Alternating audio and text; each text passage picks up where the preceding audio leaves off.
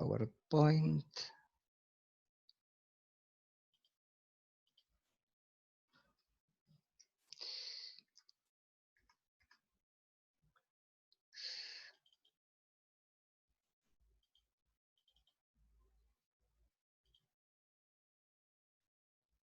Ahí está.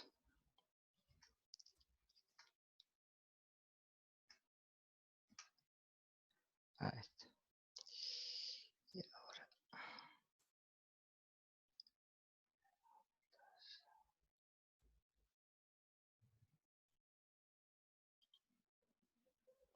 ¿Se ve el PowerPoint de fondo que dice Bacillus cereus? Sí, sí, se ve bien. Bien, perfecto. Empezamos entonces. Bien, vamos a ver, ¿se acuerdan que en la clase pasada vimos justamente los clostridios, que eran bacterias que podían resistir los tratamientos térmicos? Bueno, hoy nos va a pasar lo mismo, ¿sí? En el caso de Bacillus cereus, son bacterias que pueden esporular. Y como pueden esporular, pueden resistir justamente esto que uno denomina, ¿sí? El tratamiento térmico común y corriente, es decir, poder llevar los elementos a una temperatura de por lo menos 100 grados centígrados, ¿sí? Que es la temperatura en la cual uno generalmente hierve el arroz. ¿Sí?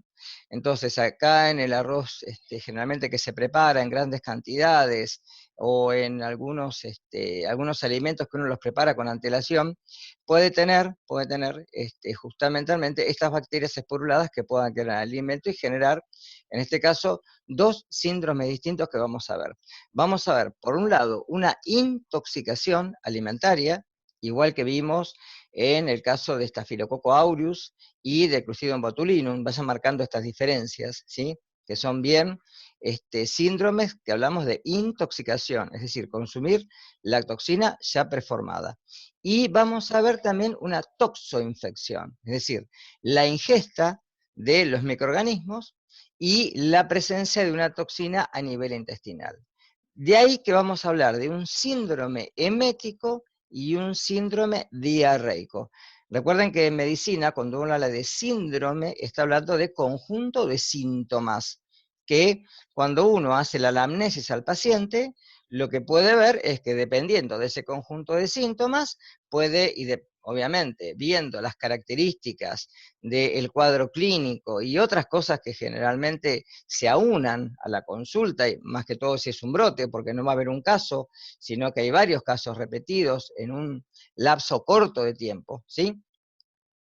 Entonces uno puede determinar que estos síndromes se dan, este conjunto de síntomas, se dan en personas y en lo que uno denomina, ¿se acuerdan que yo había hablado de esto? De un brote, es decir, ¿qué es un brote?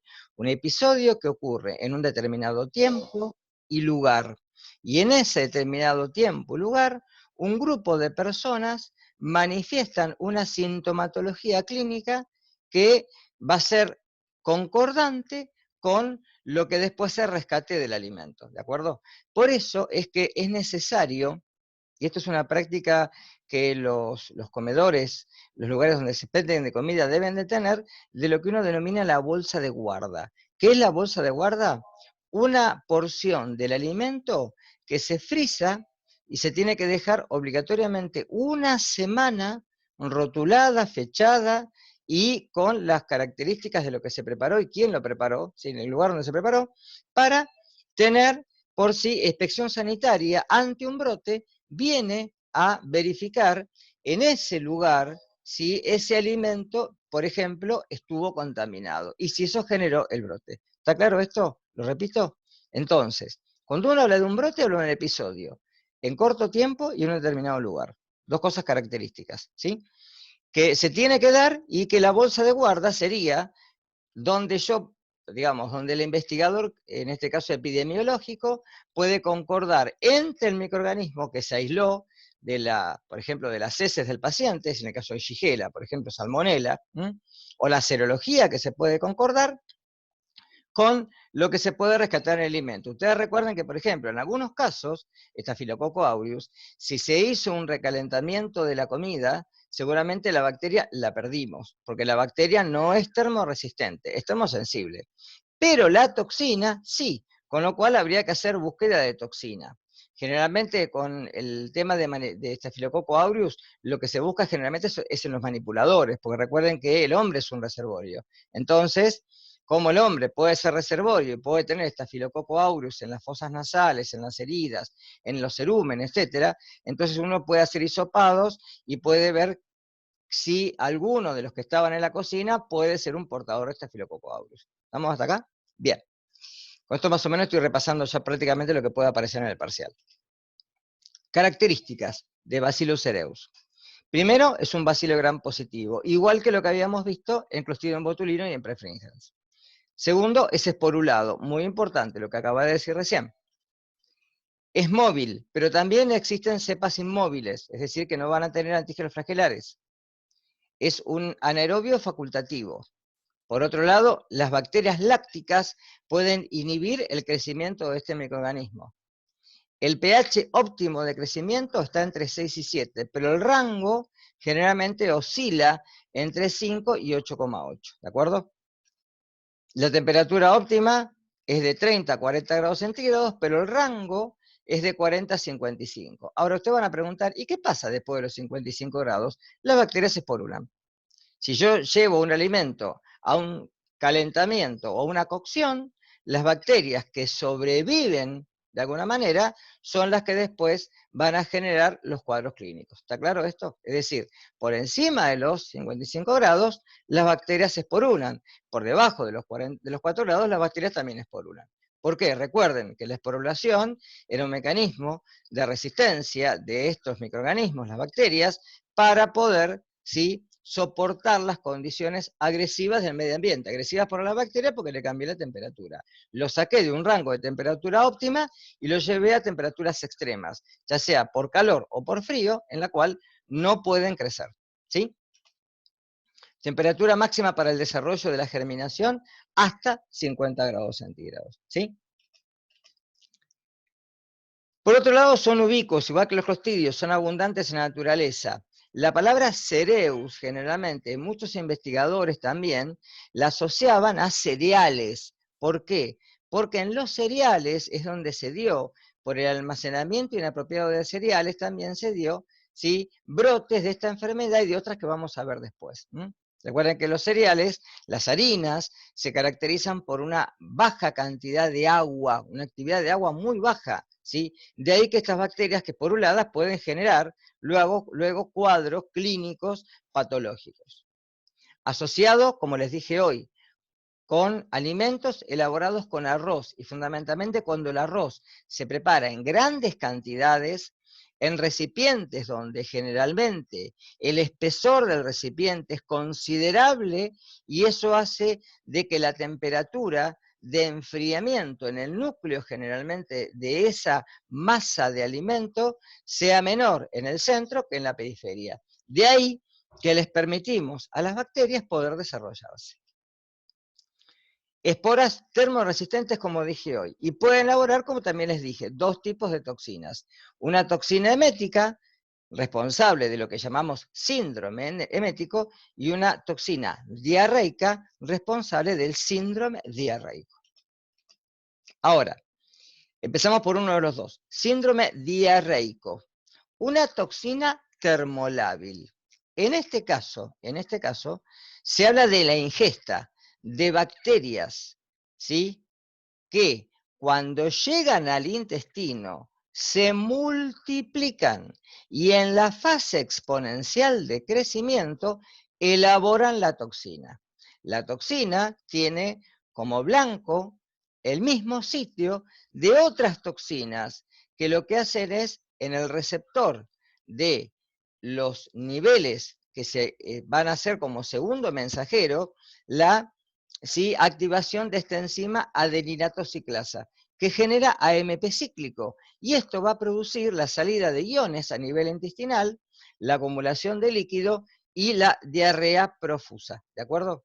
Por eso ahí tiene lugares en los receptores de preferencia, generalmente en el intestino delgado.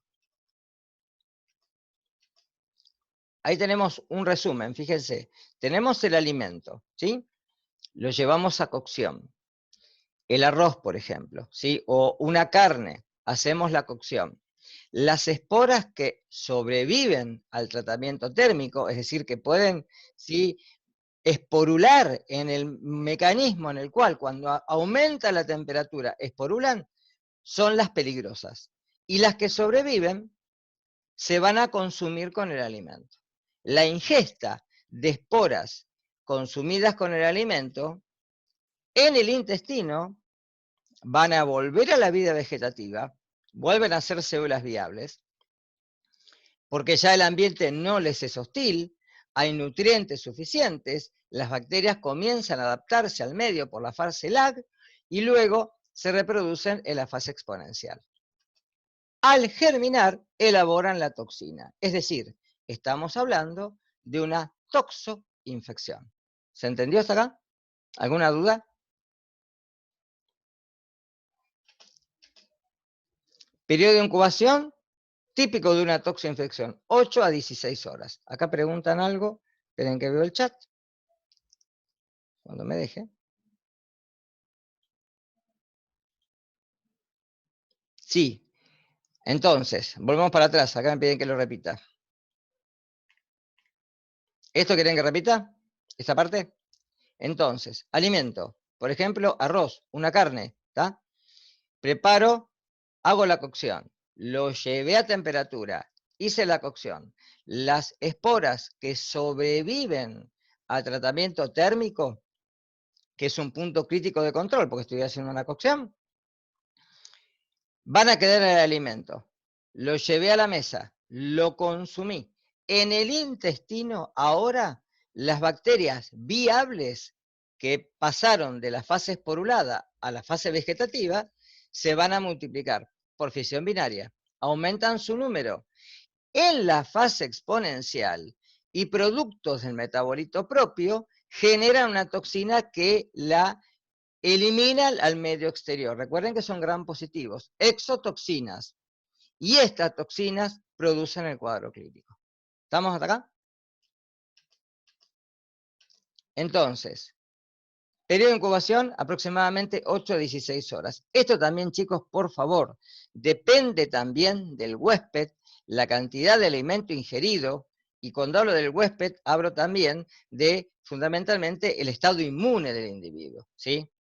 Porque ustedes me van a decir, pero en una comida hubo personas que consumieron alimento y no se enfermaron. Bueno, pueden ser que hayan consumido muy poco alimento, una dosis efectiva muy baja, y con lo cual a veces no desarrollan, ¿sí? O por una cuestión de su sistema inmune, generaron, ¿sí?, una resistencia a la bacteria y no se enferman, en este caso a la toxina, ¿de acuerdo? Bien, como síntomas, bien de una diarrea, dolor abdominal, generalmente la diarrea es profusa, generalmente no hay vómitos, ni tampoco hay fiebre. Recuerden esto, ¿sí?, de tratar de concatenarlo después cuando hagan el resumen de todas las bacterias, ¿sí?, en los síntomas principales, porque son los que generalmente me dan el cuadro diferencial. Bien.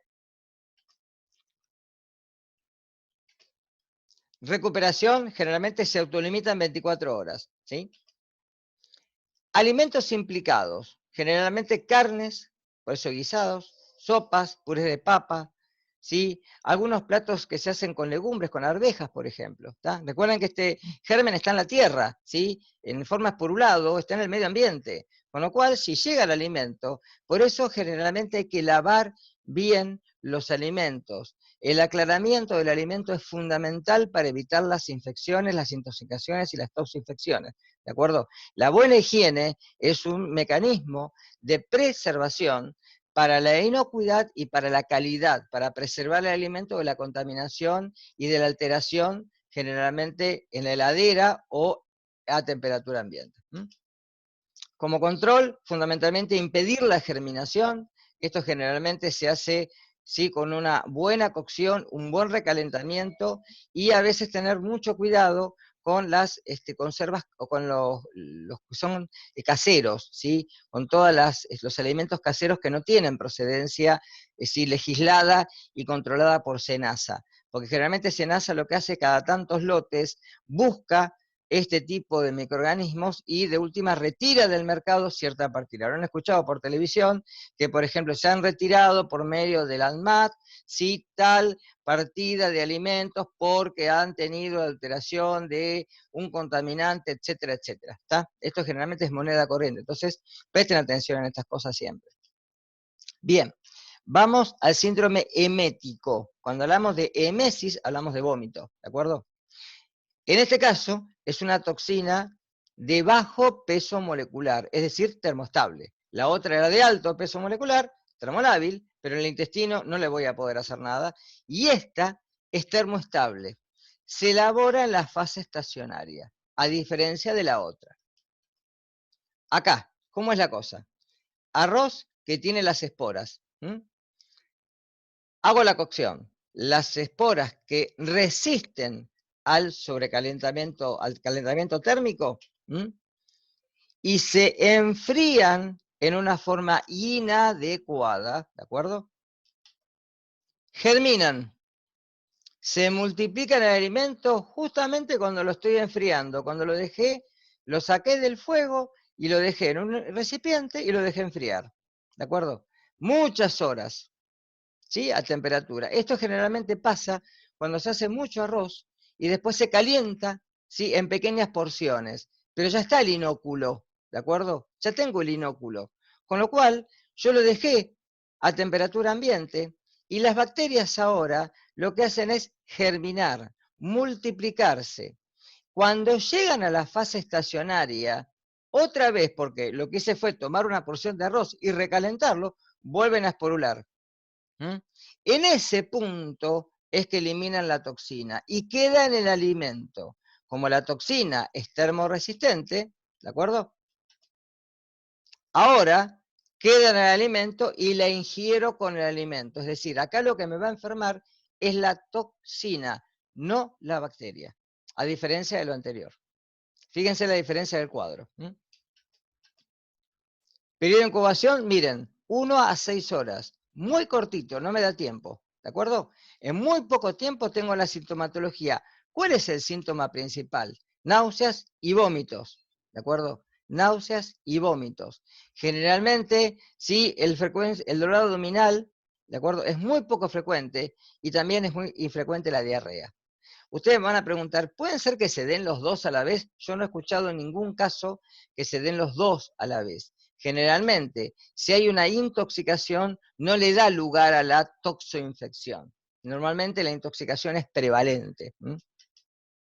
Se recupera también, se autolimita en 24 horas, ¿sí? Salvo algunos casos esporádicos, personas ancianas, donde hay que rehidratarlas y mantener generalmente por la emesis el control del potasio, ¿de acuerdo? El vómito generalmente pierde potasio. Y alimentos implicados, generalmente cereales, fundamentalmente el arroz. Es el típico ejemplo del arroz cocido y después recalentado, ¿de acuerdo? También puede estar en pastas y puede estar en cremas pasteurizadas. Alimentos asociados, fíjense cómo se encuentra corrientemente en el suelo, lo puedo encontrar generalmente en una gran cantidad de alimentos, además también lo puedo encontrar en el agua porque son esporas. Generalmente la facultad que tienen las esporas de sobrevivir son los que generalmente me pueden dar, ¿sí? En el alimento, como en los cereales, en la leche, en algunas especias, etcétera, ¿sí? Esta bacteria que pueda generar síndromes de este tipo. Y generalmente, cuando están asociados, ya que yo les dije que las proteínas y los aminoácidos actuaban generalmente como un colchón, como un buffer para evitar fundamentalmente el pH hostil del estómago. Y esto hacía que generalmente las bacterias podrían atravesar, ¿sí? ese ambiente letal que es el estómago por el pH altamente ácido y generalmente llegar al intestino. El arroz frito, fíjense que es el principal responsable cuando uno habla del síndrome emético. Medidas de prevención. Primero, como les dije hoy, el arroz se debe hervir en pequeñas porciones y luego generalmente ir haciendo las cocciones, los calentamientos y el almacenamiento se tiene que enfriar rápidamente y no prolongadamente. Y generalmente, lo que les digo siempre, después de hervido, mantenerlo una temperatura superior a los 65 grados centígrados. Esto, por ejemplo, fue generalmente una controversia en esos locales donde generalmente uno iba a consumir alimentos y era una tarifa fija, esos comedores, en los cuales se mantenían en bateas, ¿sí?, con una corriente de agua por debajo, donde la temperatura, a pesar de que el alimento estaba caliente por el tiempo, ¿sí?, no sobrepasaba los 65-70 grados centígrados, con lo cual no era seguro, ¿de acuerdo? Ahí les puse que el arroz cocido frito no debe almacenarse en estado tibio, y nunca a temperaturas, ¿sí?, que estén por debajo de 50 grados centígrados. Por eso generalmente esto hablamos de comedores, donde uno hace la cocción y por más que lo ponga en cámara, a la cámara no le vamos a hacer nada, no vamos a romper la heladera porque guardemos una temperatura a 50 grados centígrados.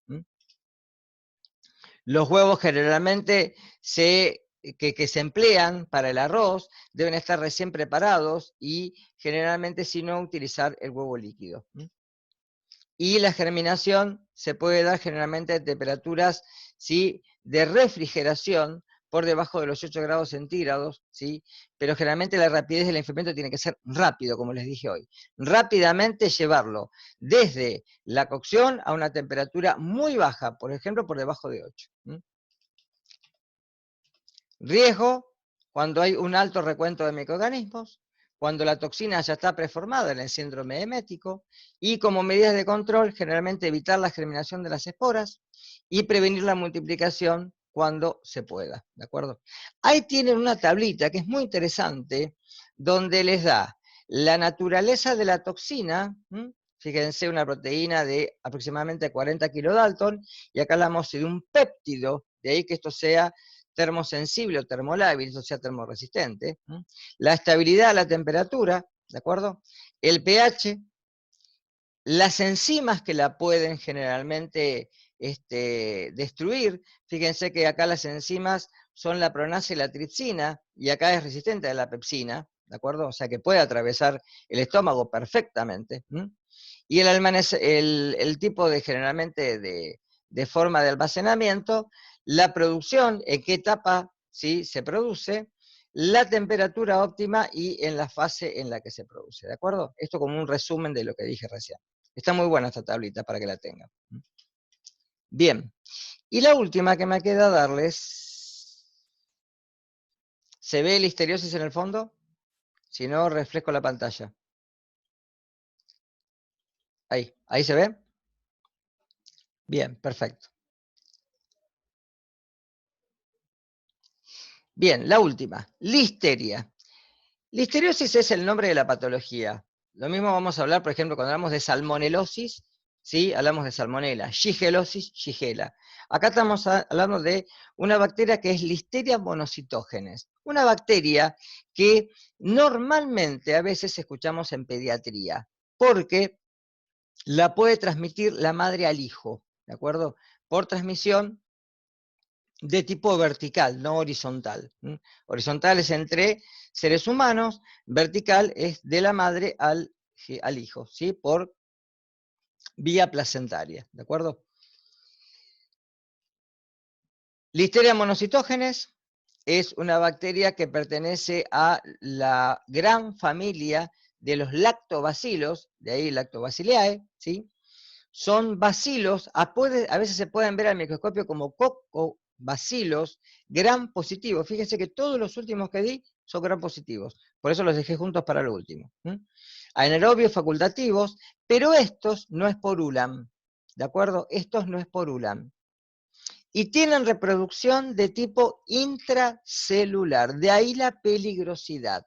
En la reproducción intracelular. Son catalasa positivos y oxidasa negativos. Eso lo van a ver después en el laboratorio. Recuerden que la catalasa es la enzima que utilizan para desdoblar el peróxido de hidrógeno, y la oxidasa es porque no tienen los sistemas de citocromo oxidasa, de ahí que sean, ¿sí?, oxidasa negativos. Por eso son anaerobios facultativos, y en este caso lo único que pueden hacer, sí, al no tener las enzimas para la oxidación, solamente pueden fermentar. Recuerden leer, por favor, el artículo que yo les dejé no para que sepan todas las vías, pero sí la diferencia entre lo que es oxidación y fermentación, porque eso tiene que ver con el potencial redox. Bien, generalmente en los límites de pH está entre 5,6, pero son algunas cepas más resistentes a la acidez del medio, ¿sí? Temperatura óptima, normalmente entre 30 y 37 grados, y también se pueden dar el óptimo, este es el óptimo, pero se encuentran cepas entre los 0 y los 45 grados. Por eso puede crecer en temperaturas de refrigeración. Y es una bacteria que la encontramos muy asociada a lo que son quesos. Un segundo.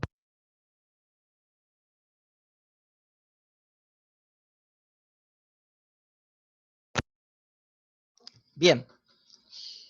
Por otro lado, sí, fíjense que puede ser viable durante largo tiempo y es una bacteria que siempre se la asoció al consumo de quesos, en donde la preparación hace que esta bacteria pueda generarse y pueda quedar. Y fíjense que sobrevive además a la congelación y a la deshidratación con una concentración muy importante de cloruro de sodio, al 10%, ¿sí? Recuerden que las bacterias que ya uno está hablando de bacterias que soportan una baja actividad de agua, esta es, junto con Staphylococcus aureus, una de las que generalmente vamos a encontrar en el medio. Perdón.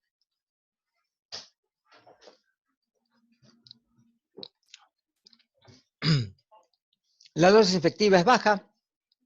Fíjense, solamente 100 bacterias por gramo o por litro de alimento. Recuerden, cuando uno habla de dosis efectiva, está hablando de unidades formadoras de colonias, UFC, ya lo van a ver en el práctico esto, y normalmente dependiendo si el alimento es un sólido, por ejemplo un queso, se habla por gramo de alimento. Si el alimento es líquido, leche, hablamos por mililitro de alimento, ¿de acuerdo?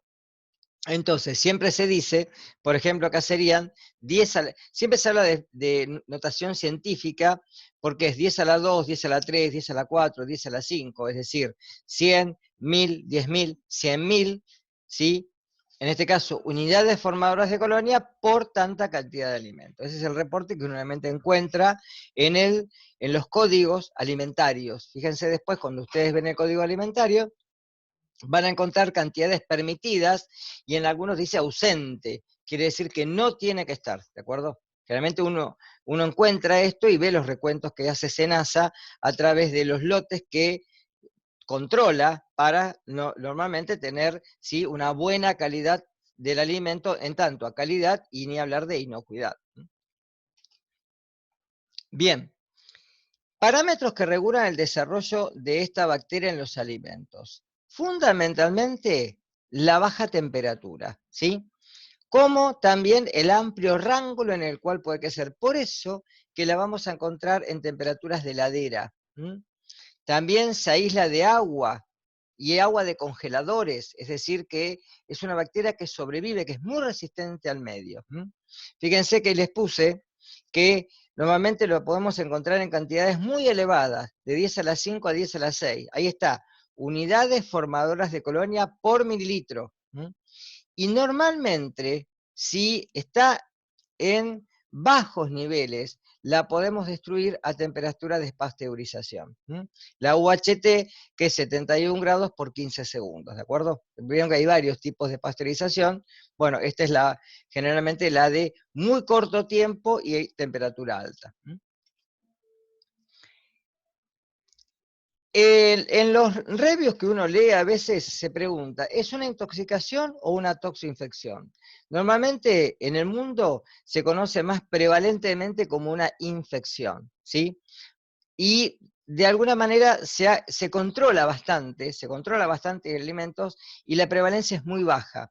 Normalmente hay brotes que se dan en cierto tiempo en localidades y esto pasa generalmente cuando no hay un control sanitario. La imagen clínica que tenemos normalmente es la meningitis o la septicemia, es decir, que es una bacteria que entra e infecta y produce un cuadro séptico. Por otro lado, también la resistencia del huésped, la inmunocompetencia, es lo que generalmente hace de que esta bacteria sea tan poco frecuente. Pero fíjense que los más afectados son generalmente los fetos. Es decir, que la transmisión que se puede dar es de la madre al hijo, ¿sí?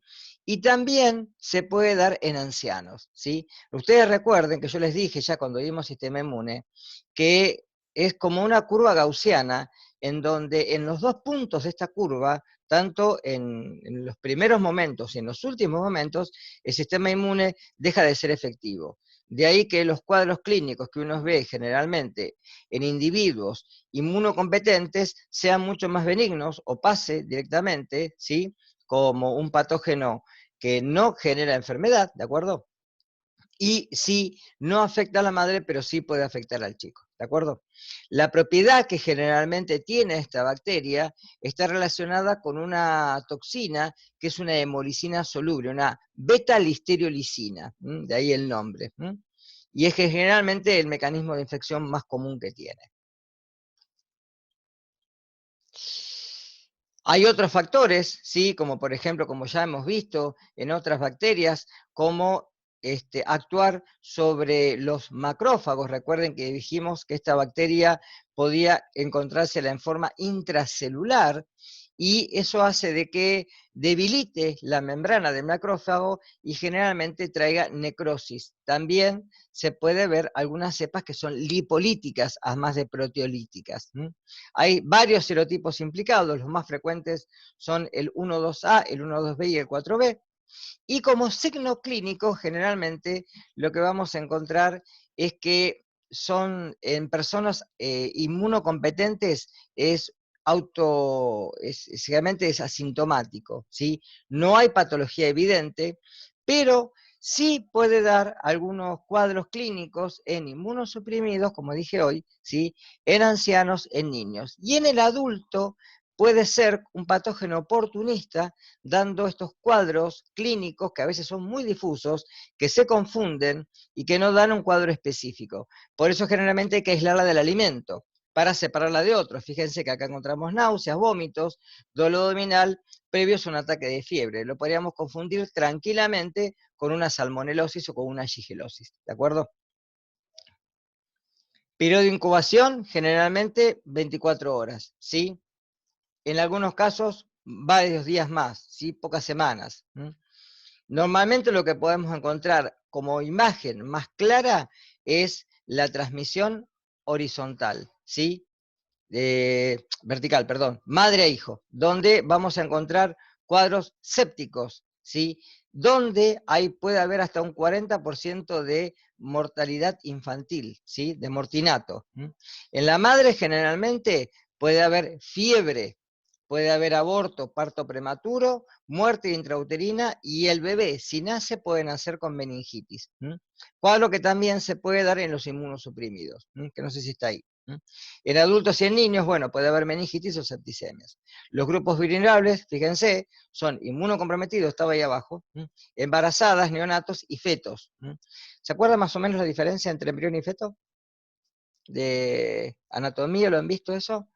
Uno habla de embrión hasta el tercer mes. Del tercer mes en adelante hablamos de feto.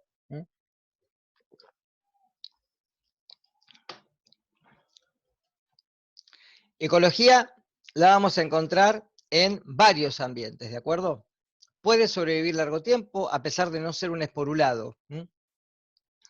De ahí que puede sobrevivir también en temperaturas de congelación. Ojo, no es un cicrótrofo, es un mesófilo adaptado, está en el límite. Acá hay, por lo que he leído yo y lo que he buscado de bibliografía, hay varios autores que lo toman como un cicrótrofo, pero son muy pocos. La mayoría lo toma como un mesófilo que se ha adaptado a temperaturas bajas, ¿de acuerdo?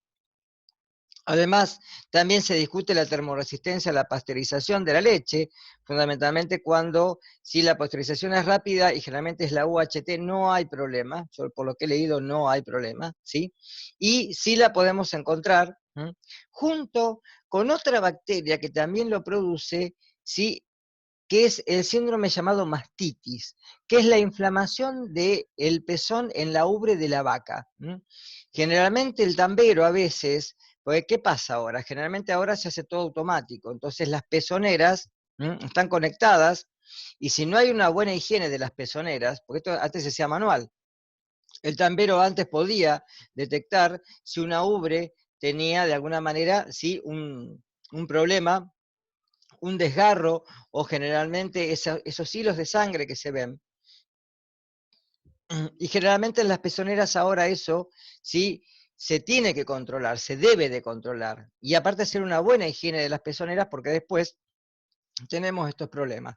Recuerden entonces, la mastitis de la vaca es generalmente el agrietamiento, realmente ese hilo que se ve, ese corte que se ve como una lastimadura en el pezón, y que generalmente ahí estas bacterias pueden hacer ¿sí? su nicho ecológico, y ahí quedarse, y ahí normalmente sobrevivir, ¿de acuerdo? Por eso que puede llegar a la leche.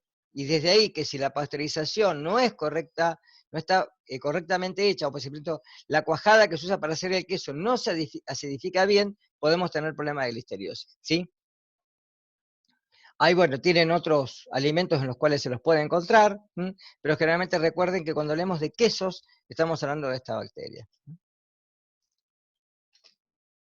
Ahí tienen alimentos aplicados, se puede aislar ¿sí? de carnes crudas, alimentos refrigerados, leches crudas y pasteurizada pro-HT, o sea, después, generalmente, de hecha la pasteurización, y fundamentalmente si la concentración es muy alta, porque algunas pueden sobrevivir y pueden quedar. También se puede encontrar en helados, etc.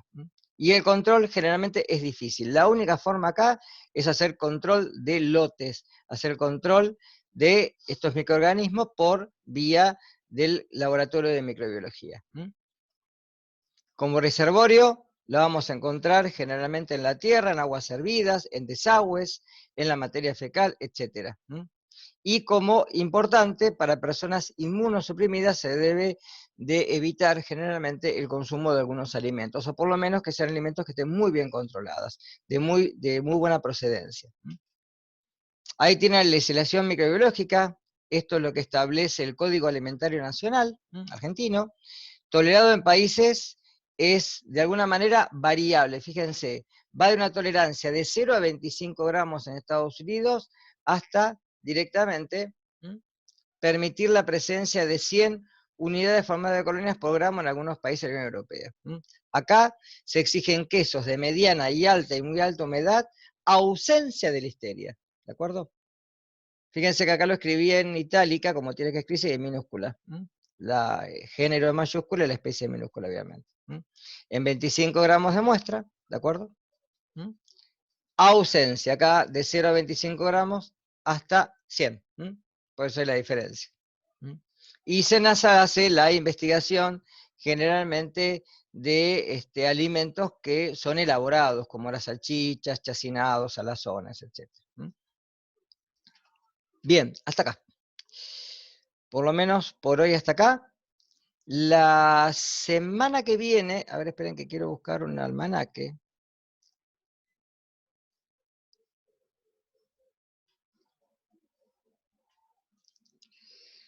Semana que viene, que ya es 1 de junio, ¿de acuerdo? Ahí haríamos un repaso, ¿sí? Y en la semana del 8, o sea, ya estaríamos para el viernes, ya evaluando el final, ¿de acuerdo? El parcial, perdón. O sea que sería, que no puedo. Acá me preguntan qué información deberían de saber. Fundamentalmente, yo no quiero que sepan rangos de temperatura, no me interesa porque después el día de mañana lo van a buscar en los libros, ni tampoco de pH, ¿sí? Pero sepan sí en diferenciar si es una intoxicación, una toxoinfección o una infección pura, ¿sí? Que fíjense que hice mucho hincapié en esas cosas, ¿sí? No tengo, a ver, no puedo ver el almanaque, espere que lo busque en el teléfono porque ahí no sé qué me dice de Windows, que no me deja verlo. Calendario. Esperen. Mayo, estamos en junio. Sí, viernes 12. El viernes 12 sería el parcial.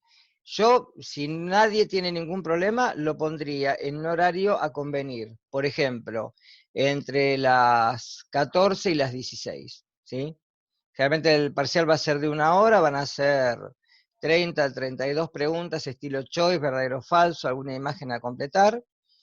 Y, y después de ahí se autocorrige, no tienen que poner cámara, el otro día me preguntaron, no, sin cámara, sin nada.